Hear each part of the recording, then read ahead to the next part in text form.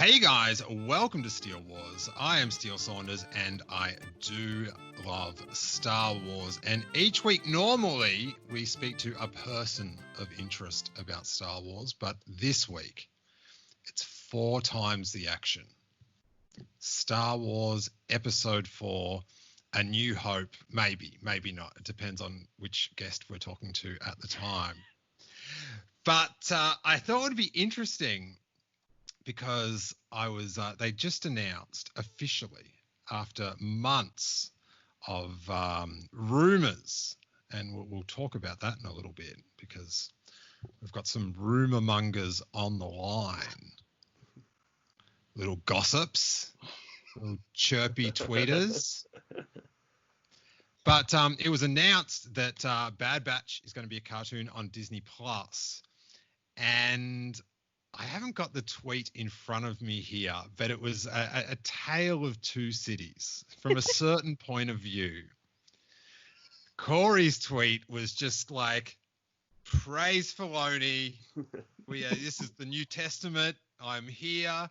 Corey's up on the mountain shirtless with his hard drive ready to download, taking in the good word. And then underneath that, I think was the emoji equivalent of a girl doing a meh thing from our beloved podcast friends at the Canto, Bight Dispatch. So I thought it'd be fun to get both these podcasts on for a bit of a podcast tag team match where our guests, who I'll introduce from the Kessel Run Transmissions. Is that the right way around? That's the way. You got it. Do you know the thing about that? Because these guys have formed their two channels together and done a remix name, is even when idiots like me have finally remembered it, you still, with every time you get introduced afterwards, even if they get it right, go, did I get it right? Am I... So to be fair, I have changed the name of my podcast 4 times at this point. Well... So I the internet's not known for being fair, so let's not change it up too much. Let's stick with it. But we have got from Kessel Run Transmissions, Corey Van Dyke, our old buddy. What's up? And I think maybe, I'm not sure if you were on at Celebration or not, but I don't know. Probably you have this distinction, Noah. Oh yeah. That you're about to extinguish. Probably my favorite Star Wars content creator that hasn't been on the show. Oh, wow. I appreciate it. And I'm happy I'm finally on the show. Keep in mind, I've had lots on the show. So, all right. Well, then, thanks for that. And, I'll take it as best I can. But because I'm doing this thing, because I've just mainly watched you on YouTube, seeing you now on the screen, I'm like, oh, my TV's talking back to me. That is really strange. Oh, man. Well, no, thanks for having me on. I've been wanting to come on for a long time, but you never hit me up, so. Oh, do we pause? And on our... What'd you say? I know you froze on my screen. You froze up for a second. Yeah. So it was a very awkward pause. Yeah. Okay. I may have frozen in my heart as well. I'm not sure. It could have been a total thing. But our contrarians returning back to the podcast from the Canto, Bight Dispatch, we have got live from New York, Emily Lind. How you doing, Emily? I'm here. I'm ready to fulfill my role of being the negative person who is not quite as negative as Robbo. Oh, wow, that's a harsh comparison. I don't think you could rise to those lofty heights. And from her San Diegan bed, we have got downtown Brittany Brown. How you doing, buddy? Hi, I'm doing so good. Thank you for having me, and I am ready to fight. Oh. It's not about fighting. Oh, gosh.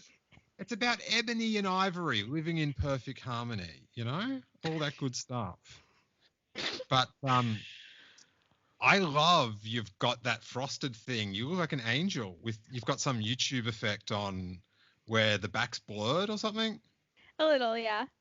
Yeah, you look like you've been touched by God, Brittany. So It's the nicest thing I've heard all day. Thank you. nice.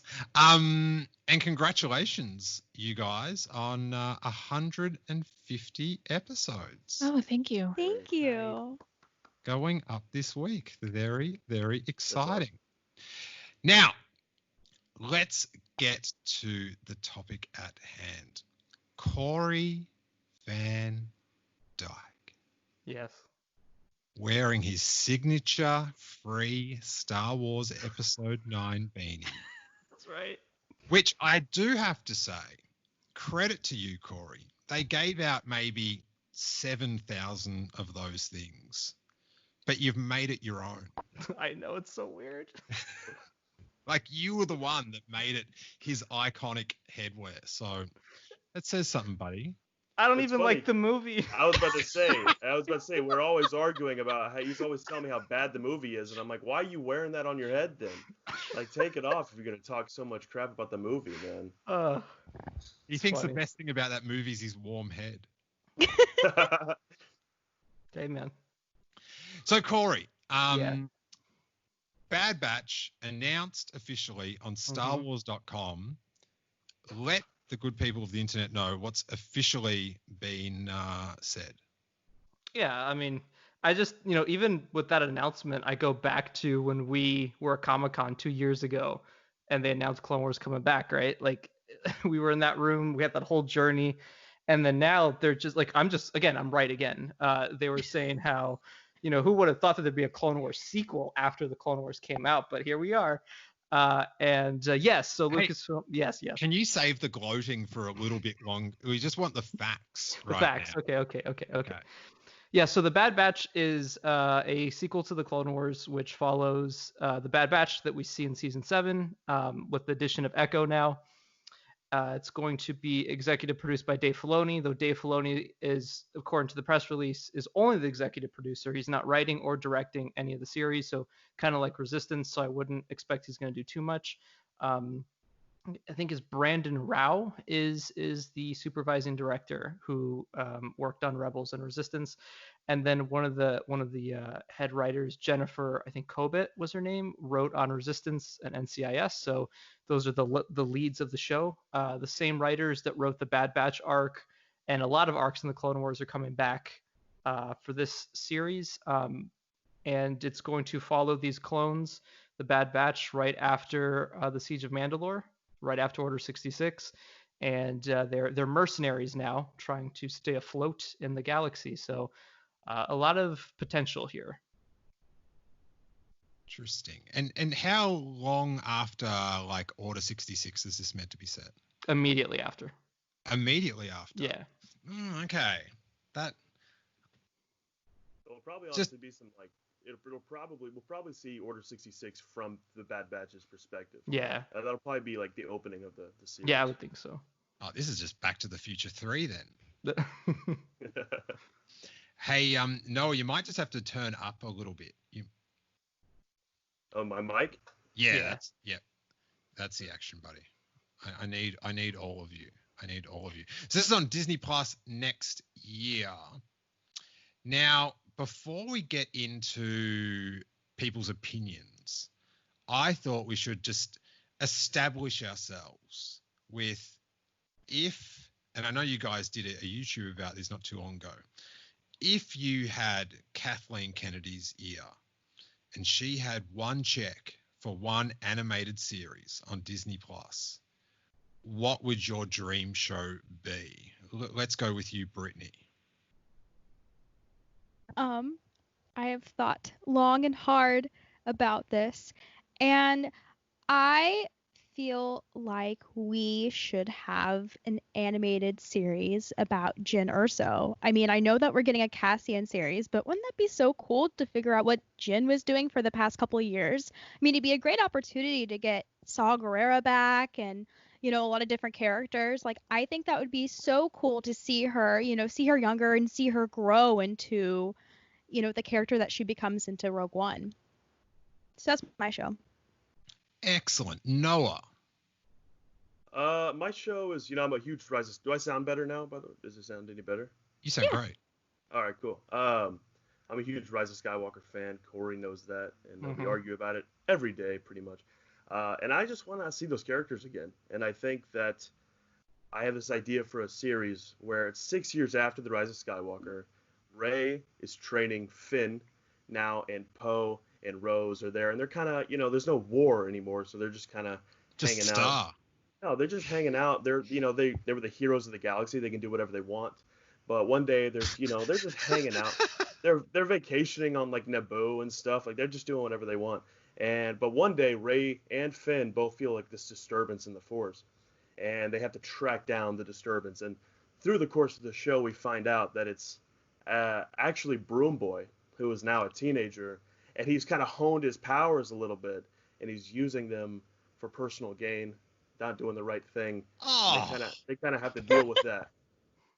how dare you? Make him evil. The bad broom boy. Jeez. Emily, what do you got? Okay. First of all, I want to preface this that Steele only said he wanted this like 2 hours ago, so mine is not as fleshed out as I would like it to be. But it's going to be set in a time when the Jedi Order is still fairly prominently in power. So considering they're doing like High Republic stuff, you could maybe set it around there. But the Jedi would actually be like not necessarily the main, but one of the antagonists in the series. Not evil, but are our main character's sort of nemesis. I would have it be set on a pirate ship, and the main character is somebody. Wait, a pirate spaceship? Yes, Okay. pirates. Not like a high seas adventure. Well, But- I'm in the last season of Lost, so when you said pirate ship, I'm just like, yeah, pirate ship. That's you don't see that in Star Wars. Like, what does it take off? What's going on? Okay, so a pirate spaceship. Yes, and our main character is somebody whose sibling was taken to be trained by the Jedi when they were a little kid, and it sort of ruined their family because all of a sudden their brother or sister is gone, and their parents are kind of fucked up about it because of the whole Jedi like, hey, attachments thing, and so they are strongly against the Jedi, which for most of the galaxy is this shining bright light, but they're super bitter about it. And I'd have mostly an alien crew, I think, maybe an entirely alien crew, and no precocious kids and or teenagers, all adults. I think this is something that like I think of a lot when you talk about, oh, well, this cartoon is for kids and this cartoon is for kids. Most of the stuff that I really connected with when I was a kid didn't have kids as main characters. And I don't think it's necessary. I think kids can perfectly easily like watch shows that are about adult characters and still connect with them. Yeah, well, I know I loved Mask, Mobile Armored Strike Command, but command spelt with a K for some bizarre reason. To Anyway. fit the acronym, I assume. Yeah. They're from the streets. But there was a kid, the Matt Tracker, his son, would sort of follow them around on adventures, and he had a sort of R2D2 bikey droid thing. And whenever he came on, it's like, nah, off back to the truck that turns into the base and the car that jet. I don't want to see a kid like going, oh, the what? No.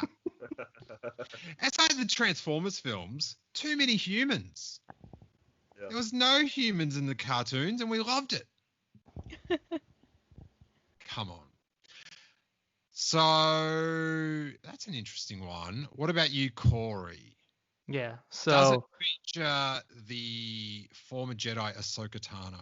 so listen, I think that a cool premise for a story. I actually think that it's a crime that we haven't gotten any show or movie featuring Luke, Leia, and Han post Return of the Jedi. I cannot believe that we're now almost 6 years into the Disney era of Star Wars, and we haven't seen any animated shows with them in it. So what I would do is I would do an animated series set after Return of the Jedi with Luke, Han, and Leia, but throw Ahsoka in there and have Luke and Ahsoka, sort of meet for the first time, because clearly Ahsoka lives through everything, so might as well throw in here too. Have Luke and Ahsoka go around trying to rebuild the Jedi Order, and you can have Lando in there and throw new characters in there. But I think it'd be interesting to have the person who was being trained by Luke's father, in Luke's life all of a sudden, and training him, helping him out with what he has to learn, because he still has to learn a lot, I think, after Return of the Jedi. And then it gives you a chance to flesh out more stories with Han and Leia and Chewie. And Clone Wars animated style, I think would be awesome. Same quality, the same tone. Don't make it light. Don't make it goofy. Same hat.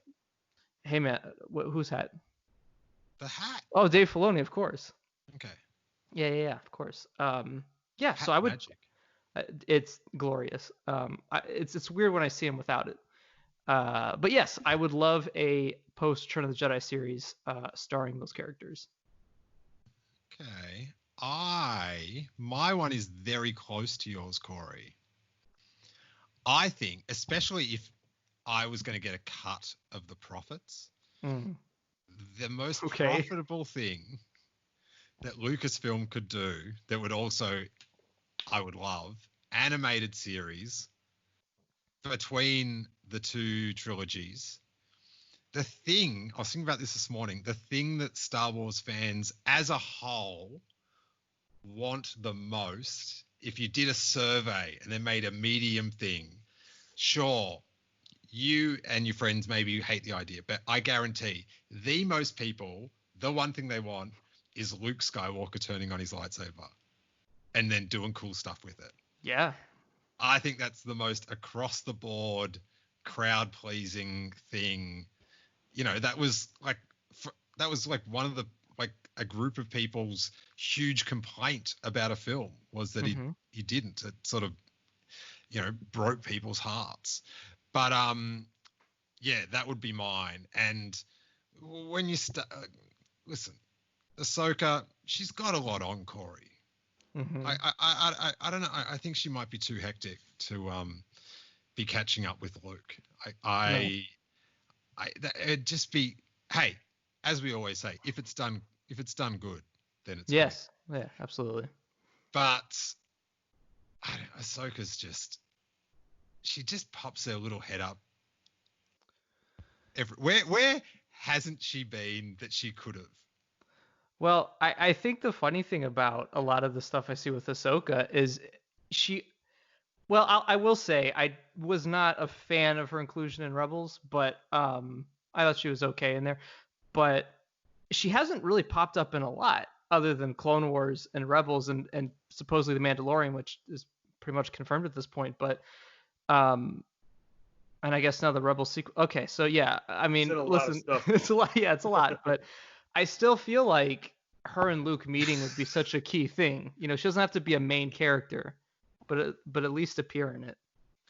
Yeah, I don't know. She's fast becoming. If she was in this thing that we just made up, and then she meets Yoju, if you will, she's Star Wars Forrest Gump. She meets everyone. Yeah, she's around. And I bet you she's really good at ping pong as well. She could cheat. She could cheat. So, all right. So I've listed down everyone's ideas, and then we've got the Bad Batch one. And I think at the end of the episode, we will vote on our top 3 and see which one gets greenlit by our panel. Okay. What do we win? What's the prize?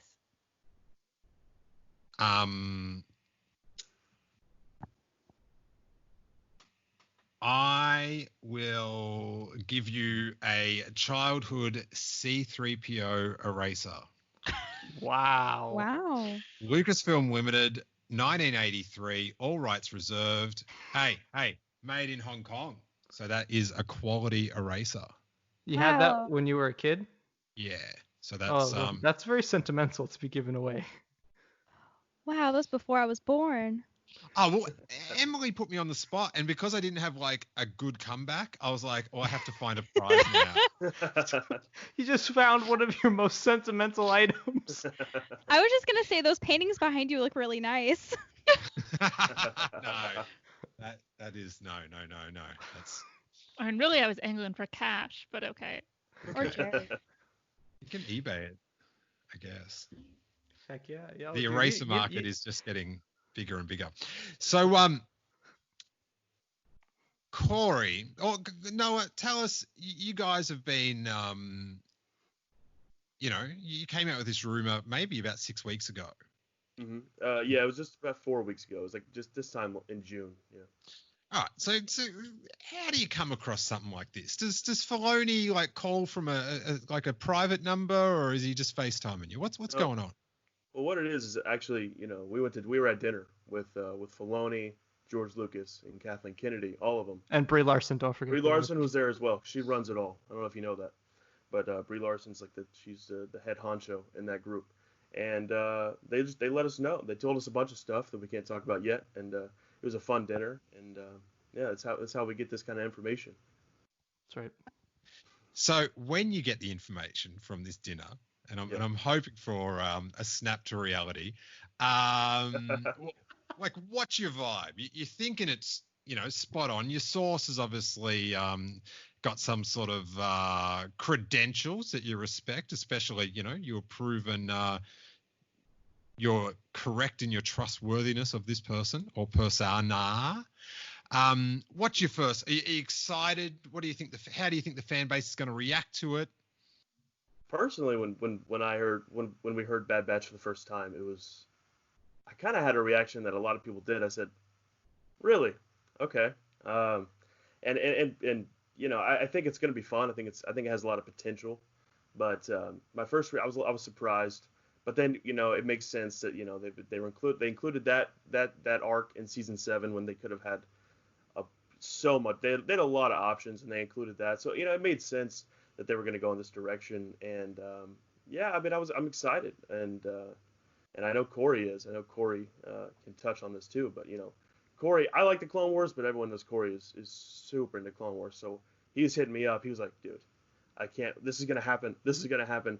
And and Corey's excitement is contagious when it comes to this kind of stuff. So I think just hearing him talk about it made me more excited for the prospect of seeing these guys on screen for an entire series. Which after 4 episodes, I was like, oh, these guys are cool, but let's go. But we'll see. There's a lot of opportunities that they can have,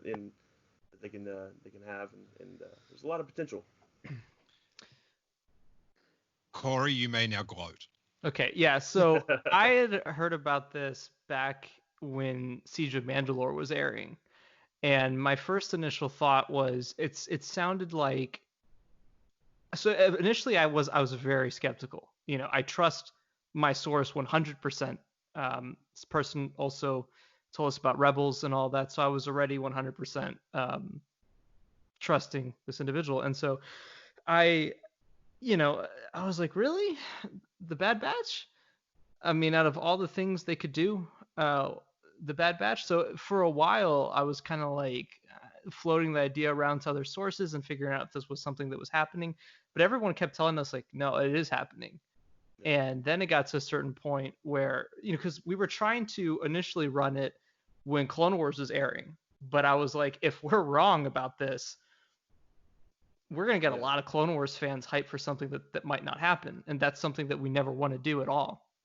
And you just rather do it to yourself. Oh, dude, it was bad for a while. So as the weeks went on, we finally got more confirmation of it. And we're like, well, let's do it. And we ran with it. And I always figured Rebels was going to get announced first. But from what we were told is this was going to be announced first because of the hype of Clone Wars. and that made sense to me.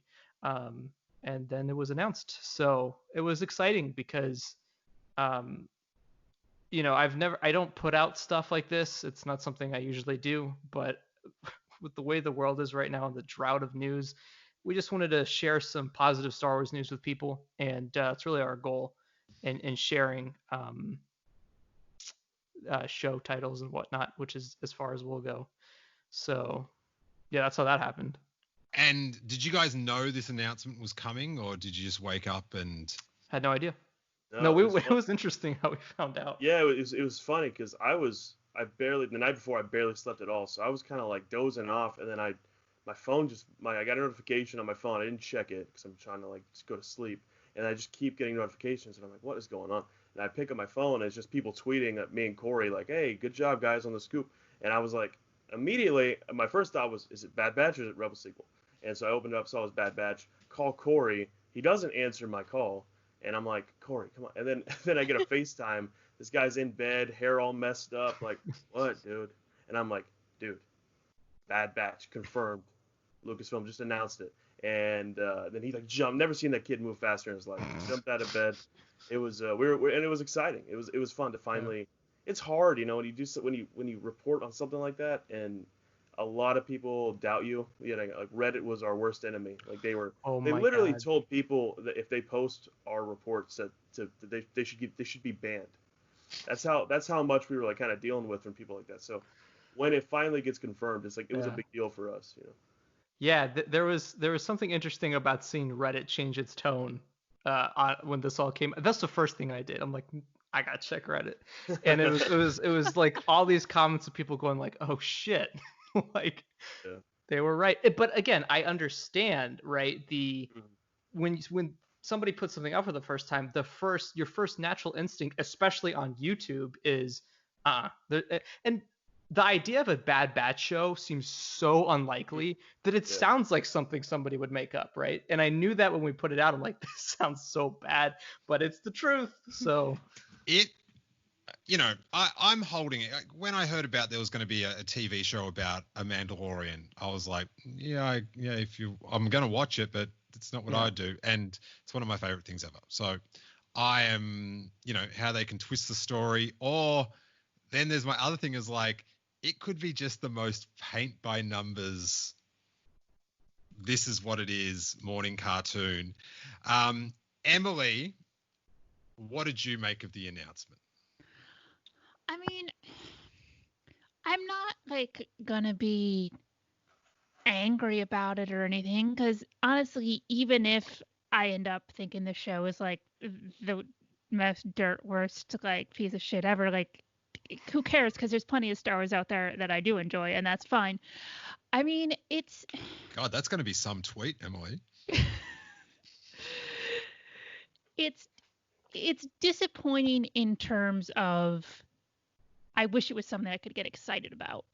And this for me just isn't. I mean, there were bits of that, of that Clone Wars arc that I enjoyed, but for the most part, it was such a cliched, like 80s action movie. Like there's this guy and there's this other guy and there's this other guy, and there's such like those archetypes that I already don't enjoy. Like there's basically no version of that stuff that I enjoy with that story. And so just because it has this Star Wars skin painted on it, it's not my thing. And also, I gotta admit, one of my first reactions was whatever the show ends up being, at the announcement, this show is a bunch of dudes. And it's frustrating. Because even if they end up having, even if they end up having like several female characters, the fact that they don't seem to be considering the optics of that at all in their announcements is concerning to me. What about if there was a fifth Bad Batch member? And it's like Bad Batchette. And she's just got blonde hair coming out the bottom of her helmet or something like that. Would that be a bit token for you, or what's the deal there? I would not trust Star Wars to handle the implications of a female clone particularly well. No. Oh yeah, it'd be like a female Tamira. Oh, that's a Photoshop I want to see. That's interesting. Okay. The thing about it is, like, people love the Bad Batch, all good, and in the episodes that was quite good, but and you don't know where the story's going to go, but it seems like they're taking it, like just doing it on the Bad Batch kind of like makes it more of a generic story to sci-fi animation rather than a Star Wars story. Like, if it's just like mercenaries in space, I don't know. It's like, how's the Force going to be involved with it? It's sort of, I don't know. It feels like, even though it's established Star Wars characters, that where it could go could be sort of less Star Warsy. Does that make sense, Brittany? Yeah. What do you think, buddy? I mean, I'm happy for Corey because this is everything he's ever Hey. wanted and more. Listen, Brittany, I'm sick of these I'm happy for Corey announcements. I want some, like, everything's coming up Saunders press releases. I've spent 2 years being happy for Corey. Sick of it. Done. I will spend the rest of my life being happy for Corey and supporting Corey. Thank you. But I hate this. Oh, thank God you just actually said it. Do you know how hard it is to get Brittany to just straight out say she doesn't like Like- something? What the heck? I mean, like, I get it. Like, people really like clones, but that's it. That's it. That's the show. Just a bunch of clones together. Oh, we're fighting. We're clones. That's the show. That's it. And then they're gonna meet with more clones, or they're gonna fight non-clones, and they're gonna talk about clankers. And if I have to hear someone say clankers, just the way they say it, like clankers, like I didn't sign up for this, and I mean, I get it. Like, a lot of people have signed up for this, including our lovely friend Corey, but I didn't, and it's fine. Like, I'll get my cup of tea Star Wars maybe in the next year or 75 years, but it's great for some people, just not me. Oh my God. I did a new episode of Star Wars You by Podcast today with Hawes, and I was telling him about my concept for tonight's show, and he begged me just to be able to listen in live, and Brittany's just shown why. That was epic. Yeah, that was good. That was epic. So, Corey, you hear that? How can you, like, what's your pitch back? You're losing these investment dollars. Yeah. Brittany's got, like, she's at Disneyland when she can be, like, every 3 days. She bumps into Bobby I, has his ear.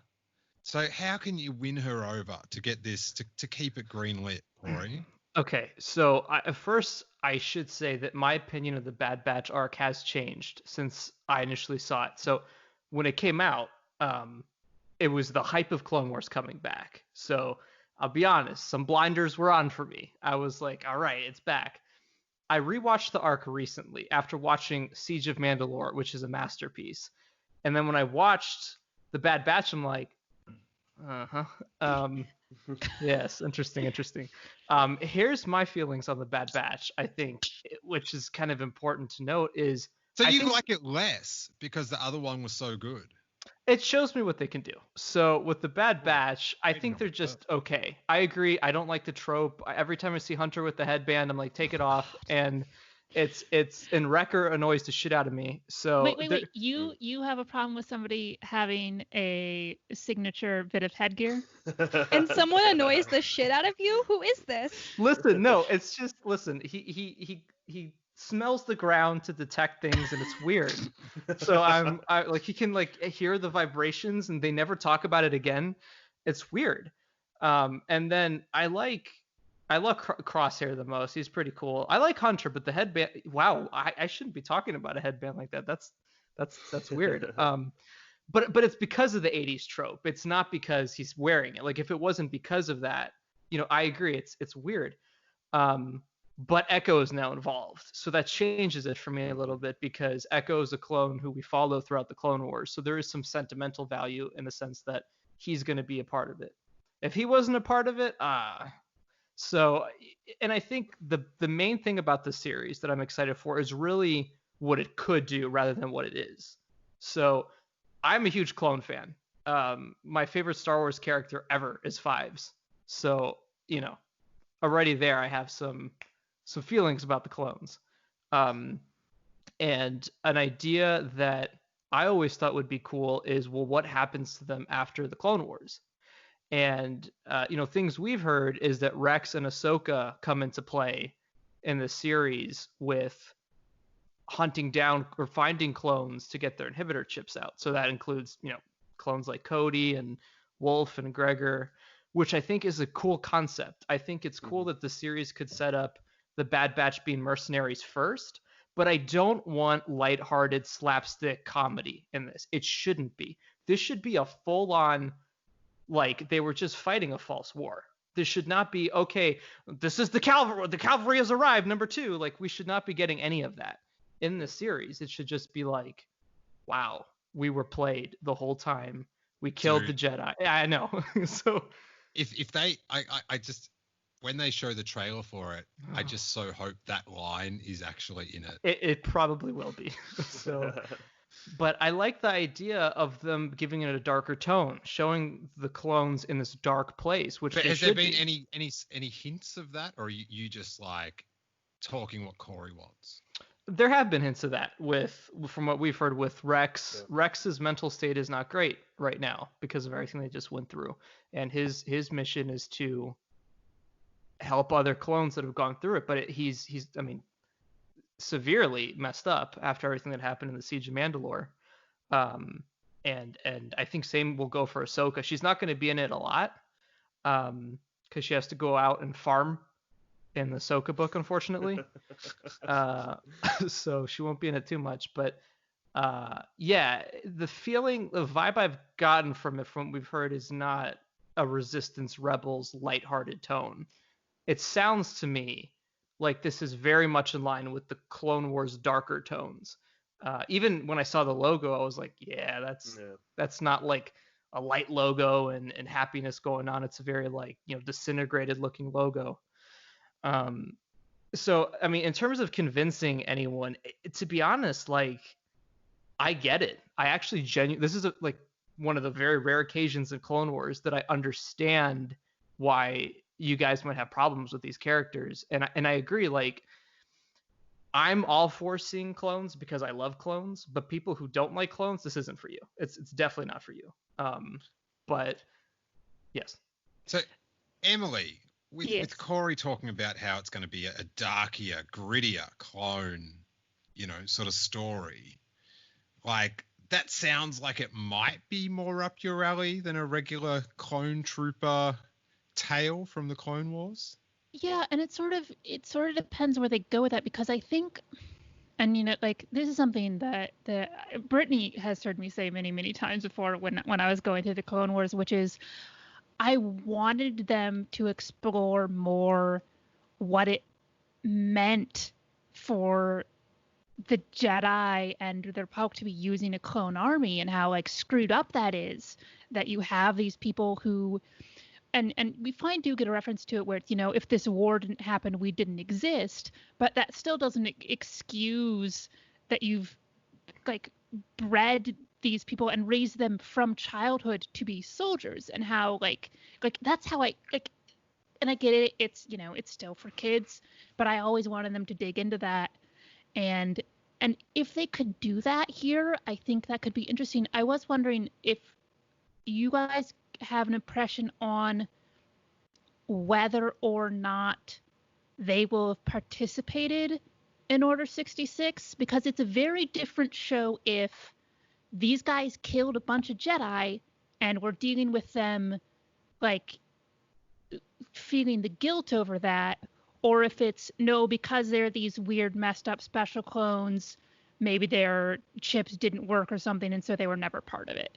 Because I kind of feel like Star Wars probably doesn't want to do a show where all your main characters are a bunch of murderers, but I think it's so cheap to just be like, no, they're special. They didn't do any of that stuff.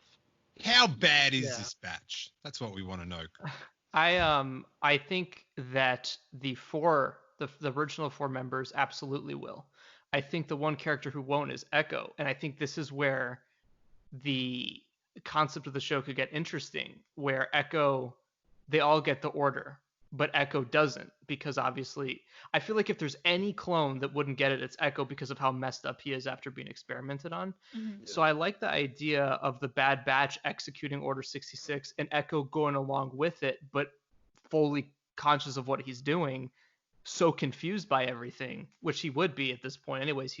I think it was only a few weeks before Revenge of the Sith that Bad Batch takes place. So Echo really has no idea what's going on. So I feel like he would follow, these guys and the order. And shoot Yaddle with the rest of them. That's right. But what's interesting is one of the arcs that was unproduced for Clone Wars for season 8 was the Bad Batch on Kashyyyk, which we know that Luminara is also on Kashyyyk, and we know that clearly Luminara was delivered to the Grand Inquisitor to, she died, obviously, as we see in Rebels. She transforms into that skeleton. So if I were to guess, I would say that was the bizarrest thing that has ever been in Star Wars. Yeah, that was like Christian Shepherd in Lot. That was just, yeah. It was the weirdest fakery of tone for the series, right? Like you thought, oh my god, this series is going to be screwed up, and then they never do anything as dark as that going forward. It was super weird. That jolted me. Yeah, it was creepy. But continue, Corey. Sorry. Yeah. We forget about that weird zombie Luminara. It's creepy, dude. Yeah, absolutely. So I could see them playing into that a little bit, where they're responsible for Luminara's capture.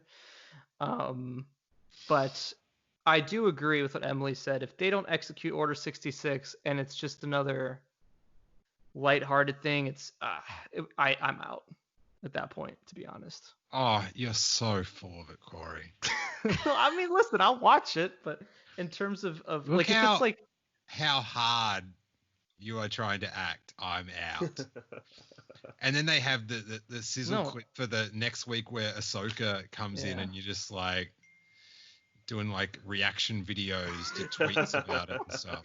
Listen, if I was I didn't like Rebels because of the lighthearted tone of it and the constant gags and not taking anything seriously. And I will say one thing I want to say about Clone Wars is an arc that I always point to is Umbara, when the clones are tested beyond their limits. And it's the first time we really see a very dark storyline with the clones, where they end up killing each other because Corell pits them against each other. And then, they have to end up killing Corell, a Jedi, who's obviously turned to the dark side. And it's a very, very dark tone. And the writer who wrote that arc is one of the head writers of this series.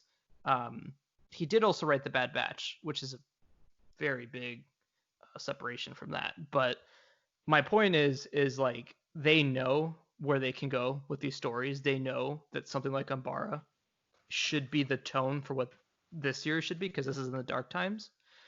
So yeah, I mean, if they incorporate elements like that in it, I think it could be really good. Is any of this helping Brittany? No, not really. I don't really think that that Disney is capable of creating, and Lucasfilm creating, a dark and gritty animated show, especially a show that I feel a lot of. Do I have to remind you about the zombie that came out of that cupboard in the Rebels episode?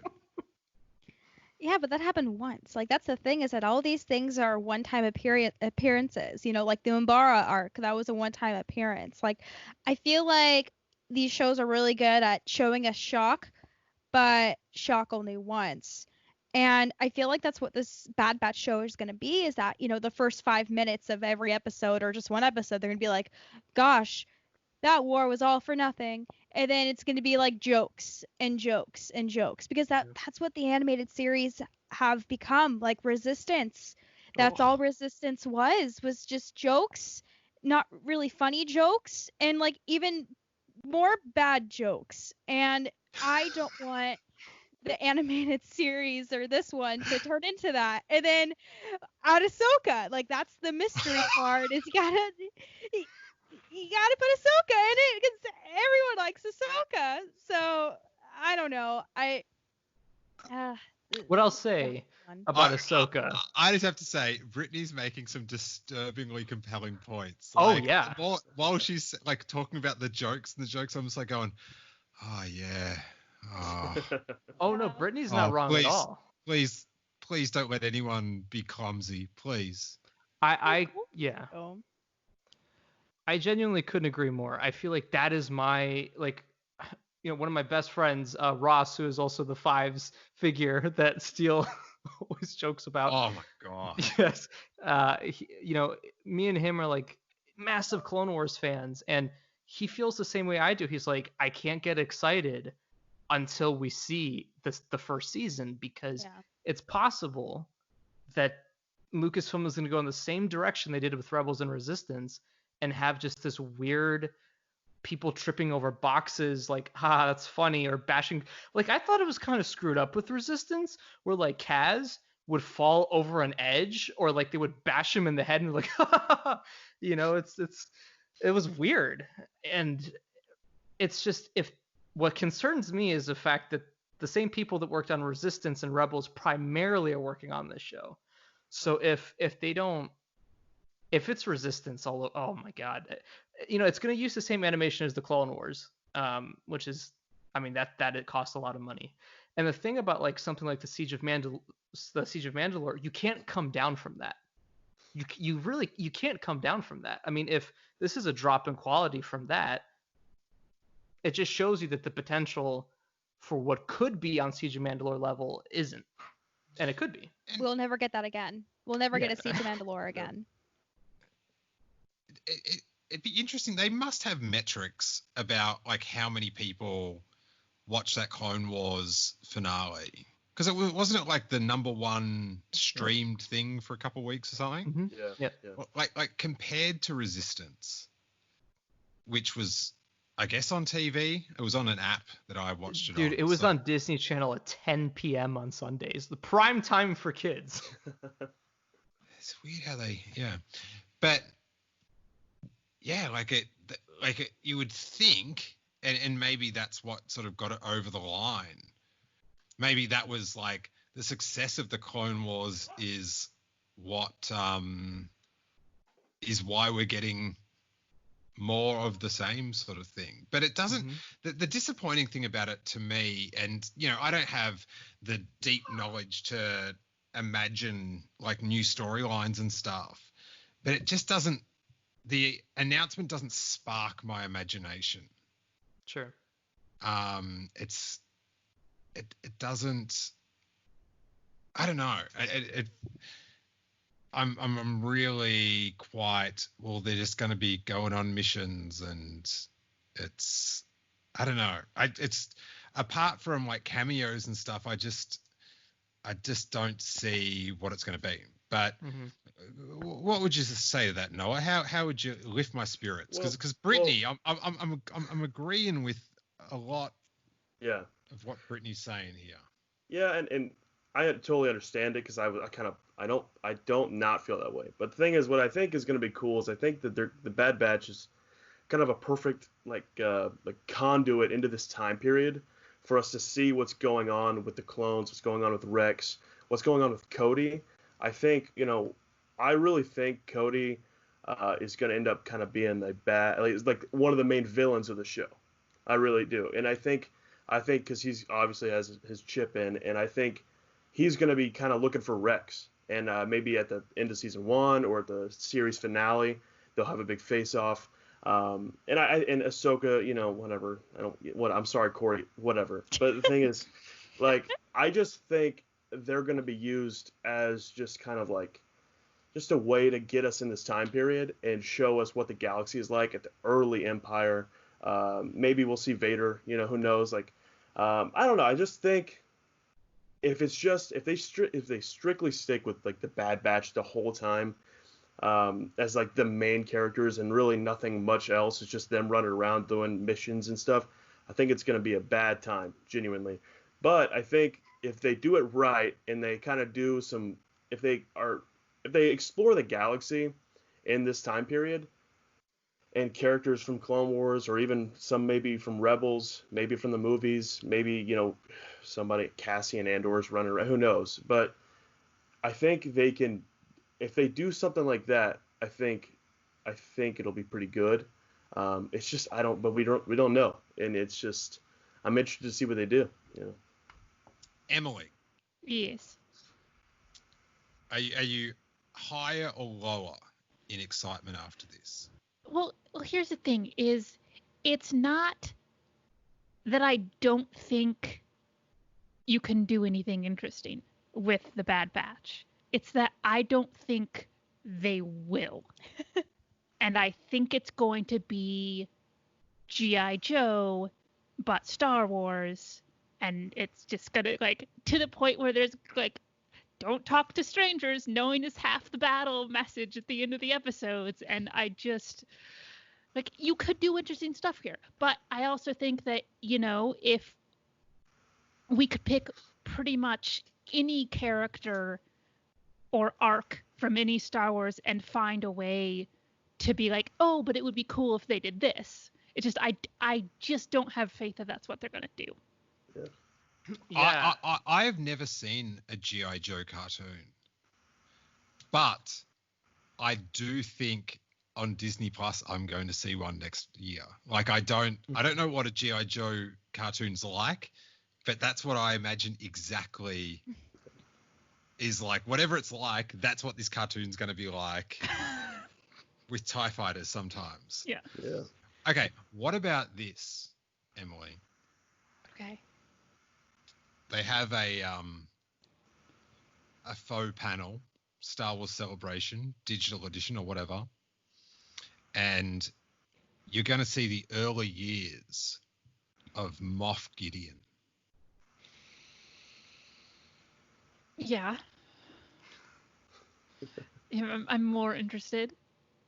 Oh, okay. I like that a lot. I think that would be awesome. Yeah. I like that a lot. That's cool, man. Brittany? Yeah, that's cool. Brittany's still not sold.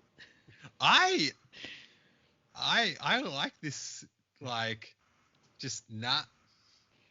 I'm sitting in bed. Whatever you say, Beanie Boy. I don't care. I don't care. No, I do. I care about what you guys have to say and think.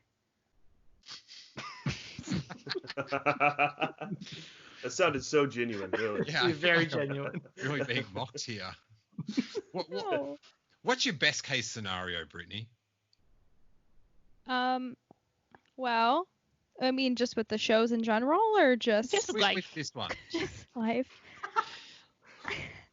Well, the best case scenario with this Bad Batch show is that they don't go into the same route that they've been doing with these animated shows for the past 5 years, and that they put a lot of thought into character development and building plots and having the audience become more invested. And I feel like it's going to be difficult already for an audience to do that because, people know Star Wars, but I feel like people don't know the Clone Wars and the clones as well as, Luke and Leia, like our OG characters. And I feel like, these fans, like the Corys of the world are, if this show is as good as you guys think it's going to be, that the Corys of the world are going to influence a ton of people to, watch this show about these clones, fighting and battles within Clankers. their, I don't know. clangers. I don't know. I want to be optimistic about this, but just the way the animation has been for the past like 5 years, excluding the Siege of Mandalore and this past season of the Clone Wars, because it was good. I mean, there were some arcs that really weren't great, but it ended pretty well. So. Hey, Brittany, where do you stand on shinies?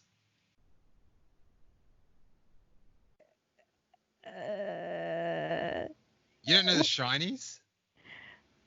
They're like the.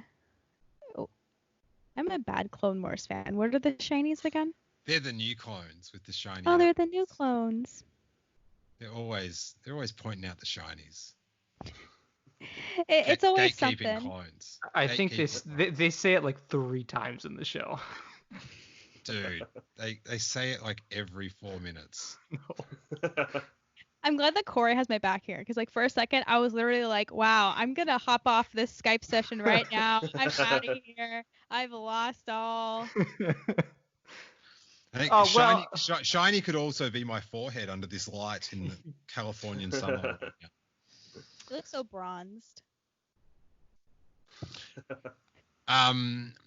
So what else are you hearing, Corey and Noah? Any other little tantalizing details about this project? Well, I mean, just really, one thing I will say before I forget is, I think for the fans of Clone Wars, right, like specifically like me and other people who are really into it, I think this was the perfect time for them to capitalize on it, because especially with me and other fans being the age we are now, since we grew up with the series, I think Disney looked at it and went, okay, while we're finishing the Clone Wars, let's carry on the story of some of these characters, because now these people are older and they have money now, and we can put products out, and we can really, this is the time. And so I see why they're doing it right now. I see why that was announced before Rebels too, because it's like, this is a continuation of the Clone Wars, not the one I thought they do, but I'm certainly interested. So, with that being said, I'm very cautiously optimistic about it. I agree with everything Emily and Brittany said. I think that it's absolutely a possibility that this is going to be awful. It definitely genuinely, it could, and that would suck. Because I love Siege of Mandalore. I'm never gonna watch the Trace and Rafa episodes ever again, and I'm only gonna watch I only rewatched Bad Batch right now because of the announcement, or else I don't usually go back to watch it. It's usually Siege of Mandalore. And that's just how I feel. Season 7 as a whole, but the Siege of Mandalore, amazing. I think it's the best Star Wars story out there, in my opinion. So I'm all game for it. But in terms of anything else we've heard, they're making products for the show, so that's always something, which means they're definitely going to be pushing it. We also had originally heard that Rebels was coming out first, which was supposed to be this year. So for whatever reason, why that hasn't been announced. Go ahead, Noah. And what we think is happening is with Cassian Andor, this Cassian Andor series not being able to shoot. They're supposed to start shooting in June, but obviously can't with COVID. I think that the Rebels sequel was supposed to come out in November of this year. But I think what happened is they know Cassian is not going to come out next year. So they were like, we need to have content next year. They know they're set for this year. They had Clone Wars Season 7. They got Mando Season 2 coming in October. So they were like, for 2021, we'll just have Rebel sequel later in the year in November of 2021 and Bad Batch. And I think it's probably going to be March or April for the Bad Batch. And so and also like Corey said a minute ago, it makes sense for them to capitalize on the Bad Batch, soon after Clone Wars Season 7, because if they did Rebel sequel and then in like next year, they would later next year they did Bad Batch, people would forget who the Bad Batch. They're forgettable characters, so people would forget who they are anyway. So it would kind of be the announcement would feel more jarring later than it does now. So I guess I see what they're doing from that, and they're just trying to make sure they have content for 2021. And just about the show, I know we're kind of supposed to be debating, but I think we're all on the same page. This has a lot of potential to suck. This can be bad, but if they just do the right thing, we can hope for the best. And I think they can. I don't know. Hopefully they do it right. I Hopefully they just make want it cool. them to take it seriously. I mean, Right. post Order 66 is not supposed to be lighthearted. I Yeah. mean, it's a traumatic event for everybody involved in this war. And if they treat it as if time to go on funny missions, then immediately I think we're gonna get a feeling for it in the trailer whenever that drops. I think Yeah. that's when we're really gonna get an understanding for it. We've some things about Rebels, like I would assume that's going to be more in tune with Rebels, right? So you're probably going to get the slapstick comedy in the sequel for Rebels. I don't think they're going to take that any more seriously than the original run of the show. Okay. I'll just ask now. So this Rebels sequel, like when's it set? Because that doesn't seem like when we catch up with any of these characters, like anyone should be tripping something over. Like it ended on such a, like Ezra and that they're in another part of the galaxy there, and then Ahsoka and Sabine on this like quest. Yeah. Like it doesn't seem like when they meet up again, it's time for wackiness. You would think. Yeah. But it's kind of like what Brittany was saying, right? Is they've just shown that in the past 5 years since Rebels that anything that should be taken seriously is spun into a joke instead of, because Rebels did have its serious moments, but one thing I always, talk about with Rebels is you had Darth Vader in that series who's supposed to be this Jedi killer, and he killed no Jedi, and then he just left the show. So it's things like that make me think that we're going to be in the same territory. Well, I hope not. Maybe, but the thing is, you gotta like, and we talk about this on Kessel on radio all the time, but like, they were handcuffed. Rebels and Resistance were handcuffed with being on Disney XD. Right. There's things they couldn't show. There's things they couldn't do on Disney XD that they can do on Disney Plus, and so we saw that with season 7, and so I think Disney Plus opens up the opportunities for more darker stuff to happen, or just make it maybe feel less funny or less slapsticky, and so I hope that they keep that same vibe of season 7, and I think they can now with Disney Plus and what they couldn't do on Disney XD. When you talk about stuff they couldn't do on Disney XD, they can do on Disney Plus. All I can think of is like someone's going to be milking one of those space cows. It's going to be awesome. Yeah, I mean it also, I mean, if we see that would make the Bad Batch probably the best animated show we've seen. But the thing is, I think with season 7, it felt super cinematic. It felt like a Star Wars movie. It didn't feel like it didn't feel like an animated series. And so I hope they can just take that. And I just feel like, and also with Disney XD, they didn't have the budget to do that either. So it's just they can do a lot more with Disney Plus. And so fingers crossed that they take advantage of their budget and they don't really have many limits that like they did in the past with those other series. So I'm just going to throw out a theory about why this show is getting made, and you guys might know something to debunk or not, but is it that just those Clone Wars episodes just got such viewership that they're like, we've got to do something, like we need more of this, like it's like coming up with a new story that's set in a different time frame, that's got risk. You've like the fan base for this Clone Wars cartoon, but not other things. Do you know what I mean? Like people that, they I'm sure they've got market research about people that have watched Clone Wars but not watched Rebels or Resistance. Do you know what I mean? Is it just like, this thing is so hot and we can do whatever we want on this platform. Let's just, like, this is the closest thing we can do to like keep this show going in a brand extension. Does that sort of fit with what you guys know? Because it just seems like, and I think this is like sums up what we're all sort of thinking, like the best and the worst of us, like of what we think of it, uninspired.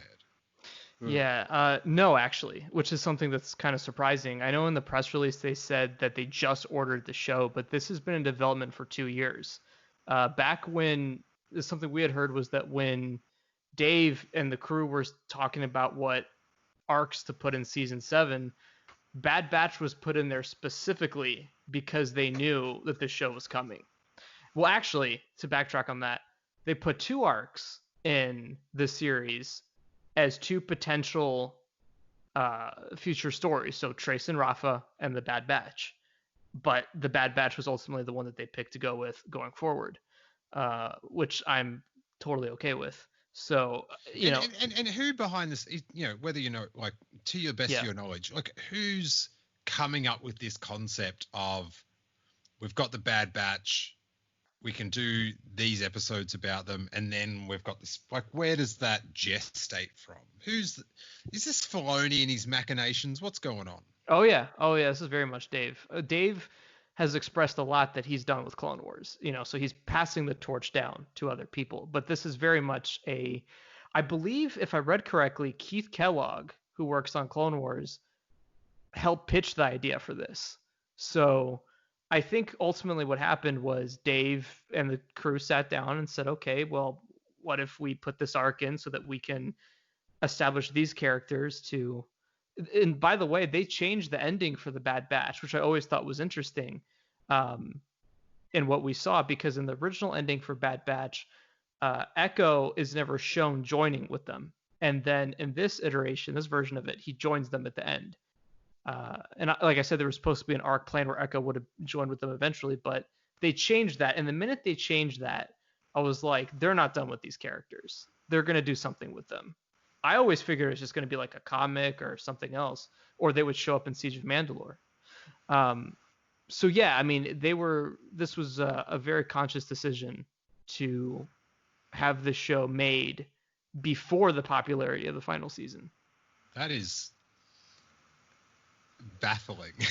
Yeah, I agree. Yeah, because my theory sort of gave them a lot of, like, there was data to work off, but no, it was and they're far into production. Like, the Kiners are already scoring the show. So, is there a chance? And God, I hope there's not. I read a vague. I don't even know.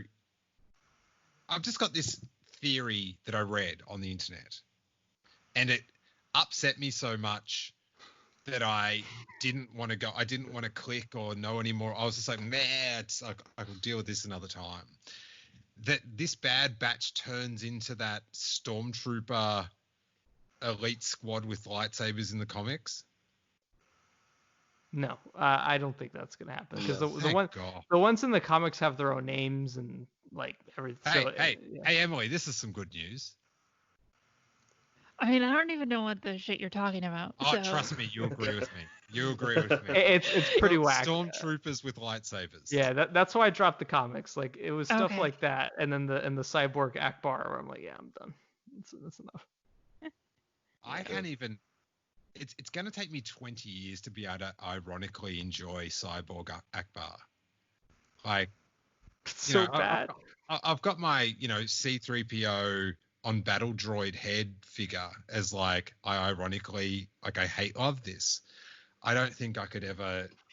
It's just all negative with it's that horrible. That final page. Just like, what are you doing to me? It's horrible. Yeah. Emily, Brittani, are you feeling higher or lower after Noah and Corey's detailed news about it and what it could be? If the show is what Corey wants the show to be, like, it's a show I would enjoy. I really think the difference here is how optimistic we are and what, like, I think we all want the show to be the same thing. I think it's how optimistic we are of that happening, which is I am not at all optimistic about that happening. Totally understandable. How about you, Brittani? Yeah, we're doomed. This isn't gonna work. Brittani. Yeah. Can I interest you in Disney Gallery, The Bad Batch? You mean Dave Filoni, The Bad Batch? They should call it Under the Hat. Let's go Under the Hat with Dave. That's amazing. Brittany's facials right now. You just like you're having Filoni triggered.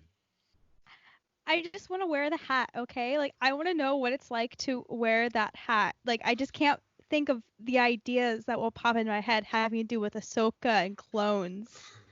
Like, it's wild, man. I picture Brittany and Dave Filoni in the hat like that episode of Seinfeld where Elaine rips the toupee off George and just like crunches it up in front of him and just like, see this? I don't like it. And then she like throws it out the window or something. That's my Brittany fanfic. San Diego next year, Brittany.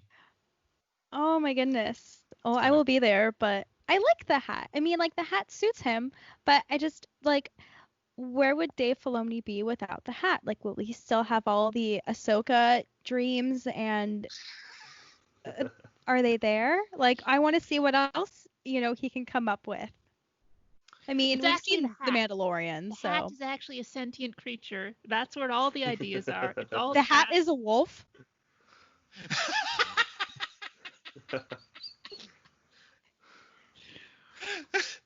Oh man. I will say that when Dave tweeted out about, when Ahsoka's voice showed up in Rise of Skywalker, I was like, okay, she's dead. I'm glad that, her story is going to have an ending. And then when Dave tweeted out, well, you never know. I was like, no, please.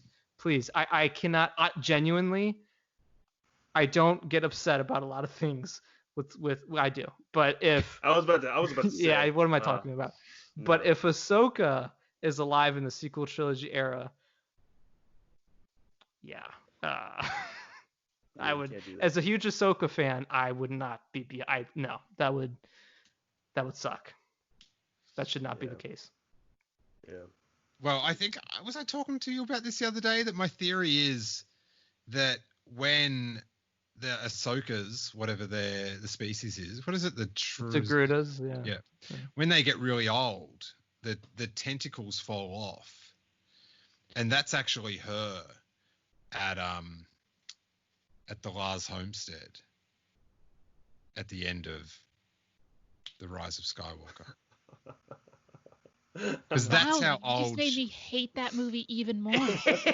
That's how old she'd be. Because like she's like 15, 20 years older than Luke Skywalker.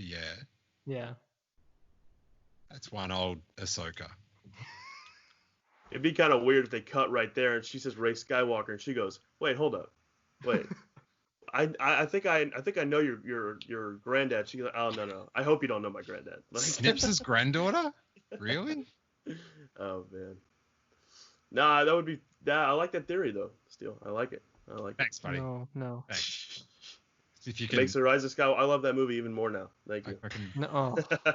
someone could Photoshop that for a thumbnail. I could get trending pretty damn soon. Yeah, I think so. All right, guys. So let's go through the pictures. You might need some pen and paper to. I want you to mark down your top 3. Okay. Mm. So the first project is The Bad Batch. That's Dave Filoni's idea. Then you have got 6 years after the Rise of Skywalker, Rey and the Evil Broom Boy.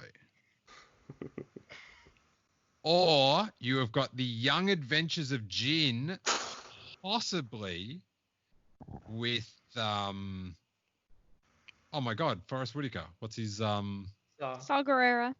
Guerrero. Sorry about that one. You've got Pirate Spaceship, Pirate Ship the Spaceship, the cartoon.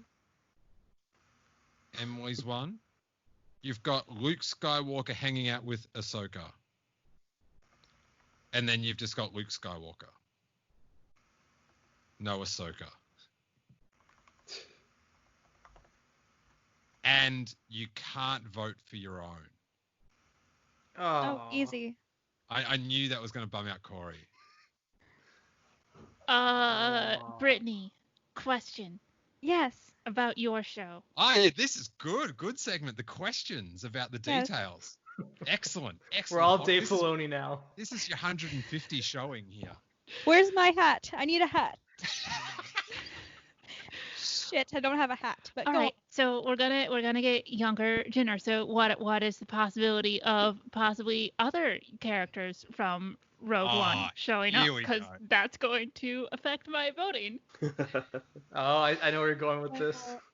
Oh, this is my pen's about to. Emily Lynn, Might there be a I'm young man in a cape? glad you asked. You know, there might even be a man in a hat. In a very floppy hat. When Krennic was younger, he didn't wear a cape. He wore a poncho. Well, that was because it was raining on that planet. All right. That's his rain poncho. So he grew into the cape is all. That was my headcanon. All right, that is a very compelling question, though, Emily. That could I have a question for you, Steele. Yes. Can we at least get like a cameo of Ahsoka meeting Luke? Hey, dude, I want your vote, but nah. God. Oh man. And Steele goes up a number on my list. Yeah. Oh, and guys, don't worry. There'll be no Ahsoka Tano cameos in my Jin show. You guys don't realize the amount of pain I've just felt in that moment. It's pretty extreme. Emily, can you just give me the just the 2-line pitch on your one again? I just want to really get a gist of what's going on.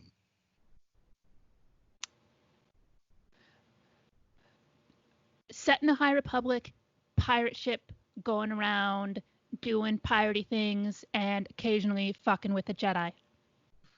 Oh, okay. Oh. Go on. That might that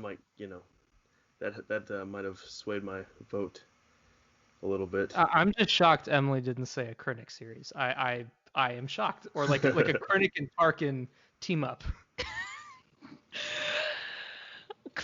Here's the thing is, what would that show actually be? It doesn't even have to be anything. It's just them doing stuff. Oh. I'd read a book about it. I don't think it can support a show. I'm trying to be at least slightly realistic. Could just be them arguing over like all the time on the Death Star. All right. This turned out to be harder than I thought it was going to be. No, you made it very easy for me, Steele. Okay.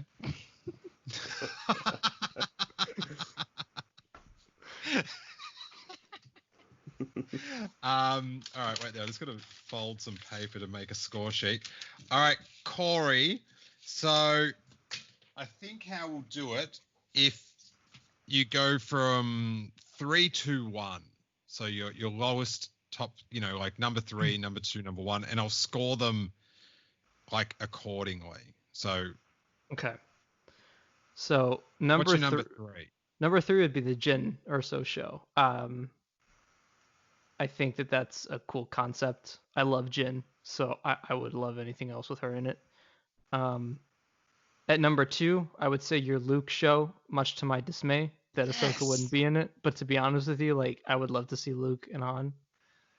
And this one shocks the hell out of me that I would say number 1. It genuinely shocks the hell out of me. But I'll tell you why I want to see it. Is Noah's idea. For a post Rise of Skywalker show. Because I want to see Broom Boy utterly devastate everyone for being left. I want Broom Boy to go nuts. Like this poor guy. Opening scene. Canto Bight. He's wrecking shop, dude. On everyone. I am in because they just left all of them there. Yeah. So I want Broom Boy to just like I want him to still have the ring, the resistance ring, so that when he ends up seeing them again, he takes it off and cuts it with the lightsaber. Doesn't it totally ruin the end of The Last Jedi? I don't care. Like I just want to see this guy. I think that it could maybe he's filled with hope for like the first week, and then after that he's like, oh, they're not coming back for me. Oh, it's been a year. Oh, the Emperor's back. Oh, they're still torturing us. Like, I think your Broom Boy dream story is going to mirror your journey through the Bad Batch. You're okay for the first week, and then. But to be honest, I also really love Emily's idea. With like, I really do. I think that'd be cool. Still. Canto Brit. Well, everyone's options were great options, and I was very happy to see the creativity. As the arm goes around to hug, I feel like there's a dagger hidden in the hand. No, as I'm holding my fist up. Okay. Okay. Number 3 is the Luke show featuring no Ahsoka. Number 2 is Pirates. Yay. And number 1 is Evil Broom Boy. Oh my God! Look at that. I really like that. Like, that's just such a good idea. Like, my only worry about that show would be like, because there's gonna be a big battle between like Broom Boy or Luke or something. But like, is Broom Boy gonna go away? Like, I would hate that, because when you have that really good bad guy like the first season, then he goes away and they replace him with like the 17th Inquisitor. Yeah.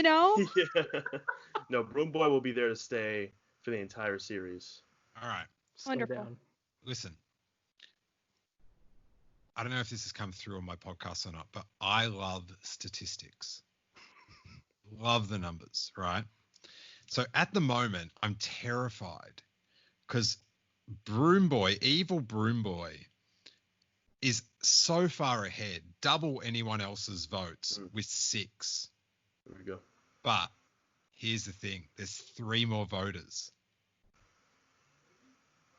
Noah can't vote for his own idea. Nope. All right.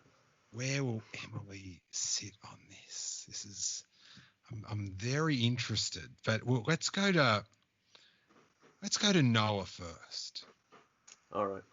My 3 is Luke with no Ahsoka. Corey, I'm sorry, but we've seen her enough, and the fact. Oh, dude, you freaking traitor! Corey, we're done. I'm sorry. I'm getting a new co-host. I appreciate your support with Broom Boy, but I'm just. I want to take it back. You've got enough Ahsoka. And the fact that we haven't seen Luke past Return of the Jedi. It makes sense. The seeing Luke and turn on the green lightsaber is definitely something I'd like to see. So that's 3. My 2 is young Jin. I love Jin Erso, so I'd love to see that. And my number 1 is definitely Emily's pirate show. Yes. Because whenever you said fucking with the Jedi every now and then, I was like, okay, I'm on board. That sounds like a lot of fun. So that's where I'm going with my number 1, the pirate show. I'm sorry, Corey. Don't shake your head at me. No. We'll talk later. It's fine. All right. Well, as I don't know which way Emily's going to go, so I will throw my votes in now. And I'm not doing this to sway Emily either, because I'm sure she's hedged. I just realized now it'd be really sus. My number 3 pick is Luke show with Ahsoka. Oh. Thanks. You're 1 vote, Corey. Thank you, Steele. I knew you'd come through in some way. That's the last time we'll hear that. My 2 is going to go to young Jin Erso. Noah, listen, buddy, putting your hand up. No, hey, dog. There's no way I'm going for Evil Broom Boy, all right? You're like, what is going on? I saw the hope. You had a fist of like... I was like, let's go. Let's go. I was waiting for it. You're like the most desperate Oscar nominee. Just like, come on. He's ready for that hit. I am. And my number 1 is High Republic Pirate Ship. There we go. Emily Lind. All right. I mean, as much as I want to see like Rey and Finn. I can't deal with evil Broom Boy because I'm very precious about the end of The Last Jedi. And my love for Rian Johnson, and so I can't have that hope be dashed, even if it means I have to agree with Steele on something. I think Ryan would love the show, honestly. I think he would be a huge proponent of the show. Yeah. You gotta think. I mean, I didn't even think about this till just now, but Finn and Rose were like, "This is terrible. All right, bye," and just they left. freaking left them. And they just the kids are like, "All right, let's play with wheat as our toy. This is Luke Skywalker." It's not Finn and Rose's fault that like J.J. Abrams went fuck all that shit. Very true. You got a point there. Okay, 3 is going to be okay. With the Bad Batch, are we including what Corey wants the Bad Batch to be, or what I think the Bad Batch is actually going to be? You can, the Bad Batch vote can be whatever you want it to be. Yeah. Oh, the Bad Batch was an option. Yes. Good. I would have changed mine up a little bit, but go ahead. It's so telling that no one's chosen it at all. I forgot that it was an option. That's also Would not you a have good chosen sign. it though, Corey? Yeah, probably, to be honest. What ranking? Like, we're gonna do like a redo. Like, let's go back in time. I'll let Emily go, and then we'll do No, a special edition later on. I can't deal with this not being like I can't, the stats. Okay, then we're not considering the Bad Batch at all. Like nobody else did. I'll just won't. I won't think about it. Okay, so then I'm going to go with number 3 is going to be Luke with Ahsoka. Oh yes, 2 votes. Number 2 is going to be Luke without Ahsoka. Yes. And number 1 is going to be Jin, or so, because I like Jin, and also because I think I could probably convince Brittany to write in Mendo. This is great. All right, I'm just doing some quick tally in here. This is very exciting to see what the new Star Wars cartoon's going to be. Oh no. Emily, though, would you rather Broom Boy actually be seen again, or do you just, because if he's not gonna be in this show, you probably won't see him ever again anyway. No, I don't. I like the idea of Broom Boy represents. Like I don't care about like ever after I see him again. He's not a character. He's right. Like manifestation. He was more of a. He was a message. He was a message. Yes. Yeah. I'm up for more Broom Boy. Ignite the broom, I say. Sweep the broom. All right, guys, the results are in, and they're controversial. We're going to have to go down to a sudden death. Oh. But speaking of sudden deaths, with a mere 2 votes. Thanks. I just can't wait for this podcast to come out and everyone to hear this and be like, wow. Yeah. Hey, one of those votes was mine, buddy. I appreciate it. Thank you. Hey. Thank you. I Emily and Steele forever in my hearts, but Brittany and Noah, oh man. Brittany's cold. She just doesn't bat an eyelid at your pain, I don't think. Corey's just greedy with Ahsoka, man. You're gonna get her in Mandalorian. You got season 7. You're getting her sequel series for Rebels. You got enough Ahsoka, man. He's spoiled with the Tano. He is. Right. That's right. I think I've just worked out the thing with Brittany is because she's sitting in bed, it's like a power play. Like I'm sitting at a desk. Do you know how much the amount of effort it takes for me to sit at a desk? And yeah, I feel like I'm getting negged here. But All right. So Ahsoka with Luke Skywalker doing very badly. Equal third with 6 votes. We've got Rey and Finn fresh off a 6-year vacation coming face to face with evil Broom Boy. Mm-hmm. And then you've got Luke Skywalker, no Ahsoka involvement, igniting the green. But equal first place. Kathleen does not know what to do. With 8 votes, this could start a Canto Bight civil war. Young Jyn Erso up against pirate spaceship in the High Republic. So, as is tradition, in the first ever vote off on the show, we will have a sudden death. Noah. Yes. Corey. Corey's mad, so. Corey, are you going Jyn Erso, young, or High Republic pirate spaceship?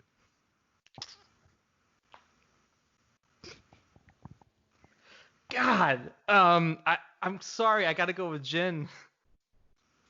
You know what? I am taking my point away from Corey. Emily's putting the Bad Batch there instead. Yes. Noah Outlaw, young Jyn Erso, or High Republic pirate spaceship? They're both great. You know, they're both great ideas, but I think I want to get into these new eras of Star Wars, and I think the High Republic's interesting to me, so I'm gonna go with the pirate show. I'm gonna go with that. I like Jyn, but pirate show, new time period. I feel like there's a lot more to see and a lot more to learn about. Respectable answer. There you go. And But I'd love to see your show, Brittany. I really would. Thank you. I'd love to see yours too. Thank you. I would actually actively try to halt production of Evil Broom Boy. I'd be going past the studios. I'd be burning hats. I'd be doing whatever I had to do to not see that. Man. Thank you for your support, man. In the sudden death between Jyn Erso and pirate spaceship in the New Republic, or the High Republic, I got to tell you, Noah Outlaw makes some compelling points. I want a new era. I want some new action. With a win, greenlit. Thank you, Kathleen. Thank you, pirates. Thank you, Emily Lind. We are heading off to the High Republic on a pirate ship in space. Let me ask you this, Emily. Yes. Can the spaceship land in water?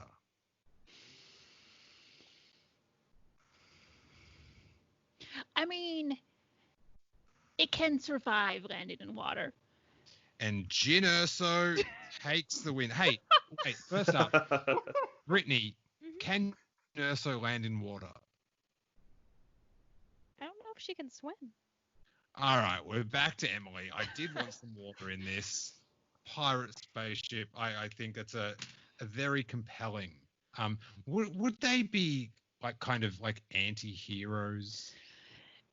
I was thinking tonally probably. So I don't know if you ever watched Firefly, but that sort of thing. They're not horrific rapists and murderers like actual pirates are, but they're not Heart of Gold Robin Hood either.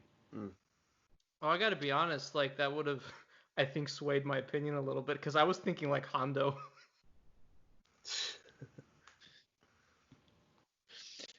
Corey, how bad does this series have to be for you not to buy the Funko Pops? Which series? The Bad Batch. I don't currently own a Funko Pop aside from the Cad Bane. No way. Yeah, so so I'm not gonna get them. Even if it's amazing, I guess Corey isn't gonna get the Funko. Well, I'll probably get them and then end up selling them in 6 months after. So Right. that's what's gonna happen. That's the realistic. That's So, the yes. realistic. That's the I'll be real- honest, I don't know why I bought this. Like, I was so excited about the Clone Wars coming back that I had to get this Hunter life-size standee, and then it's just here all the time, and then it freaks me out first and foremost when like I forget that I have it. Was That's the headband horrifying. included, Corey? No, but I'll put it I've on. been eyeing that boy Yeah, like all night, yeah. and I'm just sitting here. I'm like, who is that? What is that? How much was that? Like, That's too much. Corey, I hope you didn't spend a lot on that because, like, who is he? That's Hunter from the Bad Batch. You should have pitched a Hunter, just a Hunter solo. Oh. Could have got Brittany's vote with that one. Well, guys, that was super fun. I have to thank you all for coming on. I've had a delightful time. It's weird. I don't get to talk to a large, like I haven't talked to this amount of people Yeah. for like 8 years. I think it's been. 8 years. Wow. Sounds right. Yeah. It's like, you know how there's a theory, it might be canon, I don't know, but on Dagobah, like time lasts longer. Like Luke was on Dagobah longer than like Han was on Bespin or something. Have you guys Right. heard that? Yeah. I've heard the theory. Yeah. Yeah, I feel like that's what's happening now. I agree. Is Yep. It's only been 4 months or whatever, but like in this bubble, under this mask, time goes far slower. So thanks, guys. It's been good to chat. Anytime. Let the good people know where you can find your content and tweets and such. Emily Lind. So Brittany and I do a podcast called the Canto Bight Dispatch, and it's on Twitter and Instagram at Canto Bight Pod. I'm on Twitter and Instagram at EFLind, and I also do a podcast about Vin Diesel movies, and it's called The Fan and the Furious, and please check it out. We started talking about the Fast and the Furious franchise, and now we're going through Vin Diesel's entire filmography and trying to unravel the mystery of one of the most interesting actors around. Oh my god, I love that. That's I awesome. fucking love that. That's That is amazing. To get Vinny in, so he'd be a good Mandalorian bounty hunter for a week or something. Get him going. Canto Brit, where you at, buddy? You can find me on Instagram as Brittany the Ginger and Canto Brit on Twitter. And again, congratulations on the anniversary. I just love listening to you guys Oh, every thank you. week. Thank you. It genuinely makes my week better. I Aw. very much listen to you guys chat. Corey, where you at, buddy? Yeah, you can follow me at Corey_Wolfpack on Twitter, as well as KR Transmissions on Twitter. Obviously, me and Noah run Kessel Run Transmissions on YouTube, so you can find us there. And the links to all our other podcasts and whatnot are on that channel. I put out a couple other deeper podcasts from time to time, so I'm starting to do that a little bit more. And yeah, that is where you can find me. Noah.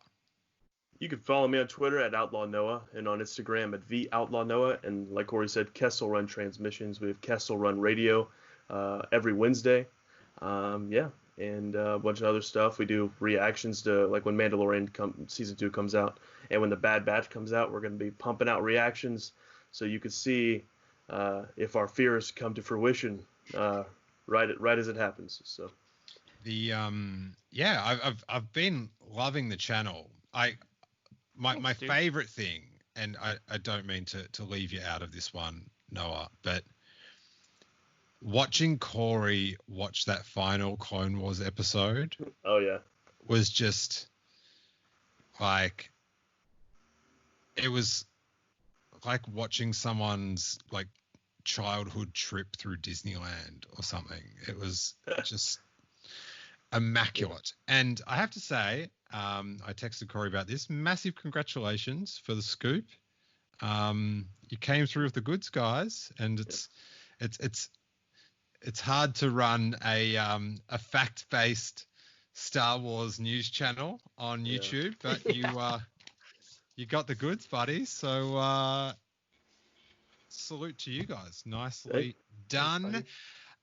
You can follow us at Steele Wars on everything, and check out, if you are new to the show, on YouTube, a multitude of interviews with people from Star Wars films, from J.J. Abrams to Harrison Ford, and then podcast interviews with one of the stars of Brittany's Young Jyn Erso animated adventures, director critic Mendo himself. So check that out.